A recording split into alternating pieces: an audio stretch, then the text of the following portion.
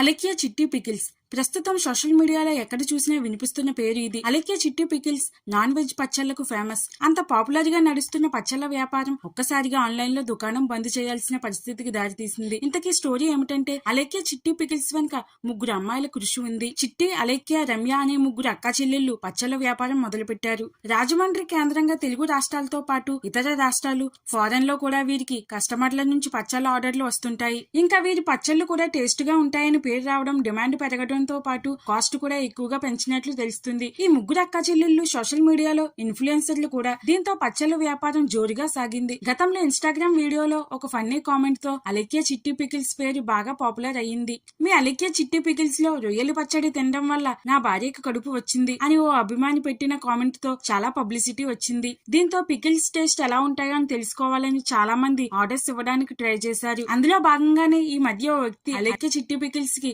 Hi అని WhatsApp చేయడంతో అటు నుంచి పచ్చళ్ళు రేట్లు పెట్టారు. ఇక నాన్ వెజ్ పచ్చళ్ళు అరకిలో దాదాపు 530 నుంచి 1660 వరకు వివిధ రేట్లు పెట్టారు. దీంతో మీ పచ్చళ్ళు ఇంత కాస్ట్ ఎందుకున్నాయో నాకు అర్థం కావట్లేదని ఆ వ్యక్తి రిప్లై ఇచ్చాడు. దీంతో బూతులతో కూడిన ఒక వాయిస్ మెసేజ్ అటు నుంచి వచ్చింది. 3000 పెట్టి పచ్చళ్ళు కొనుక్కోలేని వాడివి నీ పెళ్ళానికి బంగారం ఏం కొనిస్తావంటూ నోటికి వచ్చిన బూతులతో వాయిస్ మెసేజ్ పెట్టింది. ఆ ఆడియో కాస్త ఇప్పుడు సోషల్ మీడియాలో బాగా వైరల్ అవుతుంది. అంతేకాదు మరో ఆడియోలో మహిళా కస్టమర్లను తిట్టినట్లు ఆడియో కూడా వైరల్ అవుతుంది.